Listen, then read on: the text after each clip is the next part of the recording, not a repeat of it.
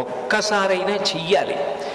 నేనైతే ఏం చెప్తానంటే వ్యక్తిగతంగా సాధ్యమైనంత వరకు సంకటహర చతుర్థి వ్రతాన్ని ప్రతివారు సంవత్సరంలో ఒకసారైనా చేసుకోవడం అలవాటు చేసుకోవాలి. నేను ఎందుకు ఈ మాట అంటున్నానంటే, వేదవ్యాసుడు దేవీ భాగవతం చేస్తూ ఒక మాట అంటాడు, కాలో హి బలవాన్ కర్త సతతం సుఖదుఃఖయో నరాణం పరతంత్రాణం పుణ్య పాపానుయోగత.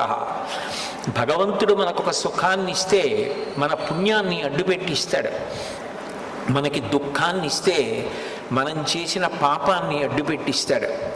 నేను చేసిన పుణ్యమేదో నాకేం తెలుసు, నేను చేసిన పాపమేదో నాకేం తెలుసు, అనుభవంలోకి వచ్చేశాక తెలుస్తుంది.